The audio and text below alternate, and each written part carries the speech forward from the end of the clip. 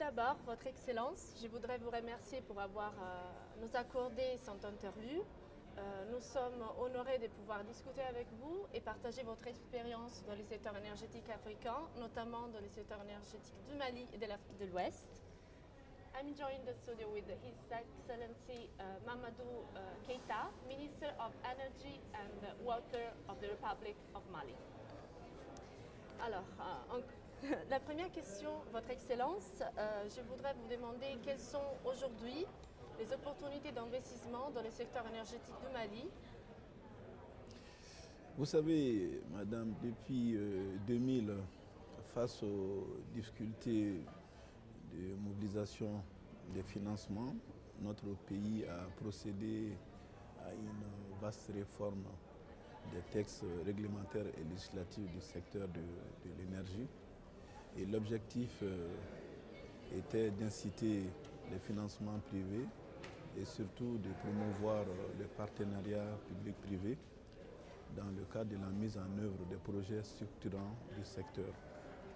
La première loi dans ce sens consacre la libération du secteur. Donc tout producteur privé peut venir s'installer au Mali et exercer son activité en toute sécurité, en toute transparence. La deuxième loi était la création de la commission de régulation de l'électricité et de l'eau. Et la mission de cette commission était surtout de contrôler la gestion des contrats, et la moralité des prix et en un mot de garantir les intérêts de tous les acteurs de ces secteurs stratégiques. Et une troisième loi qui consacre l'exonération de la TVA, des droits de douane pour toutes les importations des équipements solaires, équipements d'énergie renouvelable dans notre pays. Vous voyez, tous ces textes réglementaires et législatifs incitatifs permettent de sécuriser les investissements privés. Et face à cet avantage, le Mali est un pays qui a un taux de pénétration d'électricité que de 32%. Et on a une croissance de la demande de 10% par an. Donc, ce qui veut dire que le Mali a un grand besoin d'investissement dans ce secteur. Nous disposons d'un portefeuille de projets de production d'énergie à partir des centrales hydroélectriques, des centrales solaires et des réseaux de transport nationaux et d'interconnexion. Et tout ça sont des opportunités que nous offrons à nos investisseurs. Et cela se confirme avec la signature prochaine dans quelques jours d'un partenariat avec Eranov, qui est une entreprise privée, avec la participation de la Société financière internationale sur une convention de concession d'une centrale hydroélectrique de 40 MW sur une durée de 25 ans.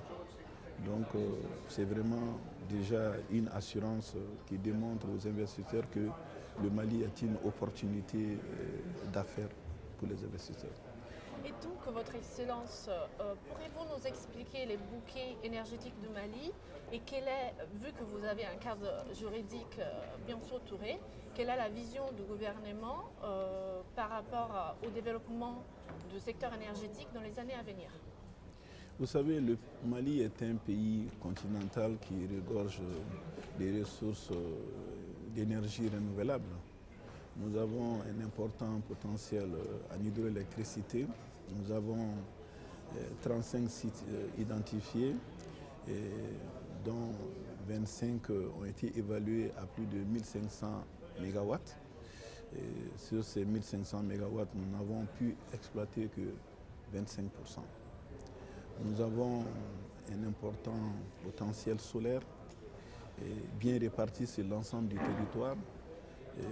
300 jours par an, le Mali a un ensoleillement parfait avec une radiation qui varie entre 5 et 7 kWh par mètre carré par jour. Nous avons un potentiel en éolien dans la zone sahélo-sahélienne où la vitesse du vent varie entre 5 et 7 mètres par seconde. Nous avons aussi un important potentiel en biomasse. À un moment donné, le Mali était appelé le grenier de l'Afrique de l'Ouest à cause de la disponibilité de dizaines de millions d'hectares pour toutes les cultures, surtout la riziculture. Donc, une source d'énergie très viable. Je ne sais pas si vous vous rappelez, hier, le représentant du Brésil était en train de parler du pourcentage de la production d'énergie à partir de la canne à sucre. Donc la production à partir du biomasse est une source en tout cas très viable à moindre coût pour nos pays. Et enfin, le Mali, dans sa position géographique, est un pays central en Afrique de l'Ouest. Et toutes les interconnexions entre l'Afrique centrale passent par le Mali vers l'Afrique de l'Ouest. Donc nous pensons que le Mali dispose d'importantes potentialités en matière d'énergie. Et pour notre vision, nous avons compris ces derniers temps que nous devons opérer vers une transition qui va vers les énergies renouvelables. Nous nous sommes fixés un objectif pour 2033. Aujourd'hui, le taux des énergies renouvelables dans notre mix énergétique est de 5%. Et l'objectif que nous nous fixons, c'est d'atteindre 25% d'ici l'horizon 2033. Très bien. Merci beaucoup. Et Votre Excellence, du coup, face à ce potentiel dans les secteurs énergétiques, face à la volonté du gouvernement, quel est le message clé que vous désirez transmettre aux investisseurs? Le message que nous transmettons aux investisseurs, c'est toujours les demander de venir investir au Mali, parce que nous avons créé un cadre propice pour l'investissement, un cadre propice pour sécuriser l'investissement.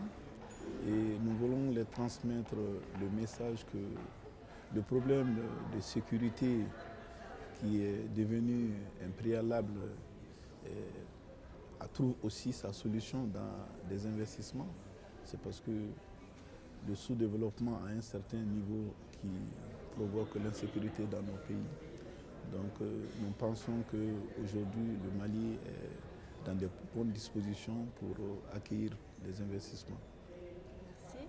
Encore, dernière question. Votre Excellence, qu'est-ce que vous pensez, quelles sont vos impressions de ce forum de l'énergie de l'Afrique? Vous savez, c'est ma première fois de participer à ce forum et depuis le premier jour, j'ai une très bonne impression de ce forum à cause de la qualité de l'accueil, la qualité de l'organisation, la richesse des débats. Et on a la possibilité de rencontrer des sommités, différents domaines. Nous avons aussi l'occasion de nous connaître entre Africains anglophones et francophones, et de connaître nos problèmes et surtout de convenir que nous n'avons que des solutions régionales à nos problèmes. Et c'est le lieu, ça a été pour moi le lieu de confirmer cela, que nous ne trouverons des solutions à nos problèmes que quand elles sont régionales ou sur-régionales. Donc j'ai une très bonne impression et ce que je souhaite, c'est que ce forum se tienne régulièrement et qu'il y ait encore davantage de participants et davantage d'idées pour la renforcer. Merci beaucoup. C'est un forum annuel et vous êtes invité dans les années à venir. J'espère que, comme vous aviez dit, Votre Excellence, la solution régionale, la coopération régionale, je pense que ça sera une bonne direction pour le développement du secteur énergétique. Merci, madame. Merci beaucoup.